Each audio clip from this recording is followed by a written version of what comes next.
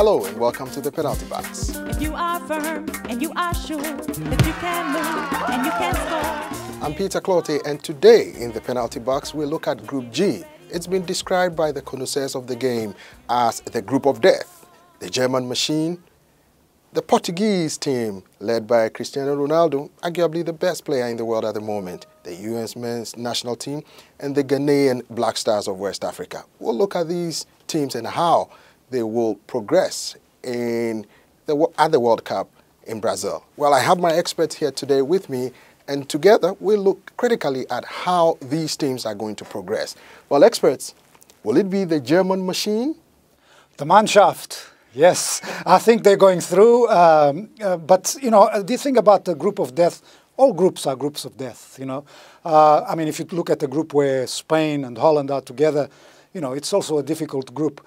I think, obviously, Germany is going to go through. They have incredible players, you know, Schweinsteiger, and Klose, the forward who is now playing in Italy.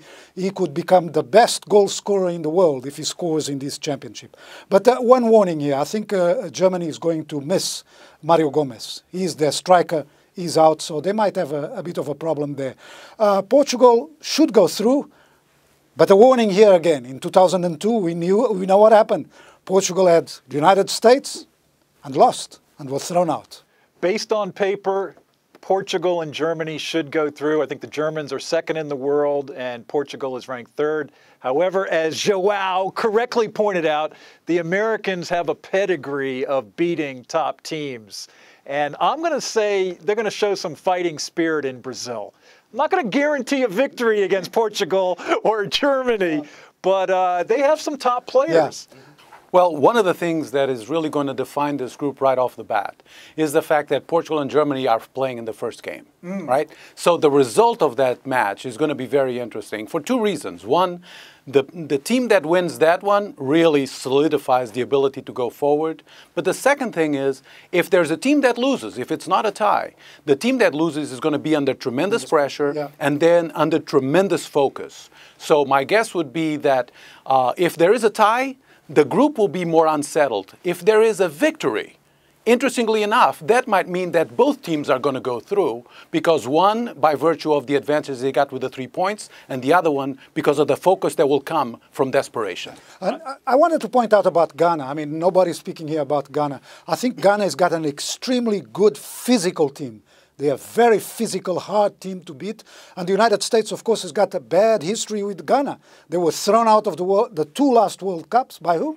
Ghana. Yeah, but Joao, that was a close match 4 years ago. That went into extra time, you know, they can play with Ghana. I want to point out something about the United States. You know, I'm a great follower of the United States. I've been following the United States since I first arrived in this country, and I have great hope for the United States soccer. But the United States under Klinsmann has been a very irregular team. They can play very, very well, and they can play very, very badly. And another thing that I don't know, this is, of course, the coaches have their own methods. Portugal, I think, is doing the right thing. They chose the 23 guys. The 23 guys are training, and they're training as a team. The United States and Germany, they have 30 guys, and they have to eliminate 7 of them.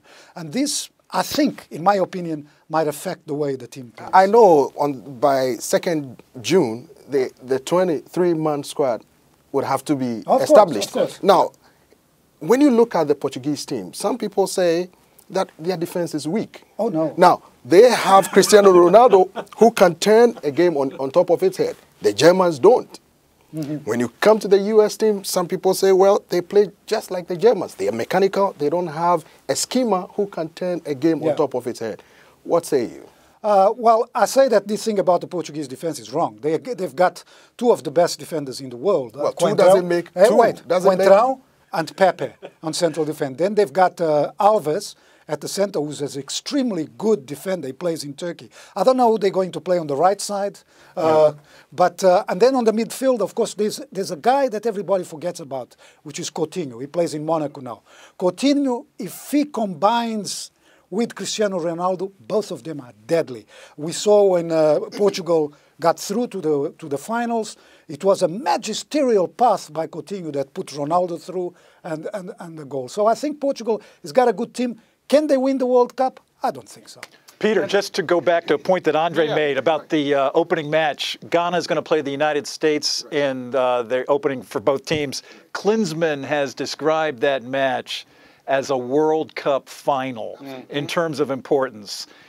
Either team, if they can pick up 3 points, they almost have to pick up 3 points, because if they draw, they get the Portuguese and the Germans after that. And I don't know if that's going to be enough to go through. Yeah, those first 2 games really are very defining in that group. I am convinced, very convinced. Now, one of the things regarding the Portuguese defense that is worrying me a little bit, being Portuguese and a fan of the team, and that is the fact that Rui Patricio is not in the best shape, health-wise, and that could be a problem. The same is true of Cristiano Ronaldo. Now, we've seen him in the past, even in an injury situation, where by virtue of his genius with the football, that he's be able to turn a game around. But those are concerns, because the Portuguese team is so dependent on him, not only from an execution on the field, but also from a morale standpoint. So seeing something happen to him from an injury standpoint could be a very serious blow. Yeah. But let us not forget that the game of football or soccer, it's not predictable. No. There are surprises. What would you say? Today I was listening to an interview by Alves, that's the central defender for Portugal, and he was saying, and he's right, in soccer, sometimes the most difficult games are the easy ones, and the most easy games are the most difficult ones. You could clearly give an example of Barca against Atletico Madrid. Now, Barca had all the stars. Atletico Madrid were just determined. They said, you are not qualifying today. And they beat Barca. Yeah. Now, could there be a possibility that definitely US could shock Germany, Portugal could shock Germany, Ghana could shock Portugal? Any combination. Any combination is possible. Can you see that happening? Yeah, of course, anything is possible. If I knew what was going to happen, I would be a very rich man. But and that's the reason why they play the games, I might add, right? So in soccer, it's interesting. Unlike other sports where there's a lot of scoring, and therefore, the best team from a talent standpoint and preparation tends to come up on top. In soccer, you could have a genius that changes the game, by virtue of a brilliant play. And so you see the contrast between a German team that is more methodical, that is, Teutonic in origin, really, and that just goes at it, in a very determined fashion, rarely with tremendous flashes of brilliance, but with tremendous efficacy, right? And then you have teams like Brazil and Portugal, and even to a large degree Argentina, by virtue of the raw talent that exists in their plantel, as we say in Portuguese, that really is capable of changing the game on a moment. Right. And so that becomes very defining, because if you have a defense and a midfield that is capable of holding a result, then you could have that type of combination where one moment of glory and a steady defense, and you have a good result. Let us not forget that at the World Cup in South Africa, Ghana lost to Germany. You could clearly tell it wasn't that great of a match that they played. But do you think Ghana could give Germany some stiff competition, looking at how they played for years? Ghana is first of all, they're a young team, and second, they're very tough physically. This is a team that is not afraid physically to clash. And so I think they're going to give a hard time to all these superstars. I mean, they won't be shy to go after them. And so this is going to be interesting with Ghana. Now, nobody's speaking about them. Everybody's, of course, Portugal and Germany, in theory, they'll go through easily.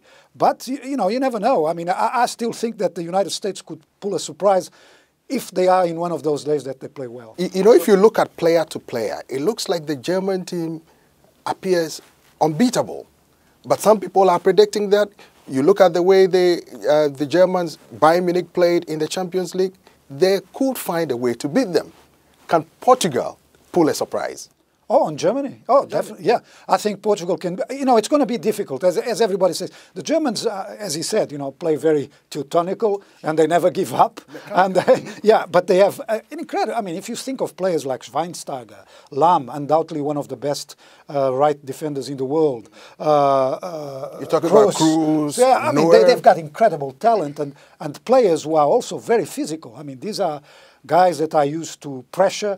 So it's going to be difficult. I don't think 11 against 11, I don't think the Portuguese have the level of the Germans overall. But of course they can win. I mean, they've got the best, one of the best, or the best player in the world. Some people say it depends on the hunger of the team. The team that wanted more could progress. Well, Portugal has got a tendency to commit suicide, I must say. And sometimes in the later stages of the competition. I think Portugal is going to be hungry against Germany. You know, the last time they got beaten, and they remember that. And so if everybody stays healthy, that would be one heck of a game. It will be one heck of a game. I could see any kind of score coming out of that, including a score with a lot of goals, interestingly enough, because of the talent involved. And in terms of the Ghana-USA opener, again, I predict a close match. I remember Ghana, crushing Egypt in that World Cup qualifier, 6-1. Exactly. I don't think we're going to see that many goals in Brazil between the U.S. and Ghana. But I think it should be a really hard-fought match. Thank you very much, guys. This is about all time will permit us for today. Thanks again for joining us in the penalty box. I'm Peter Clotty. Bye for now. Dribble, dribble, dribble.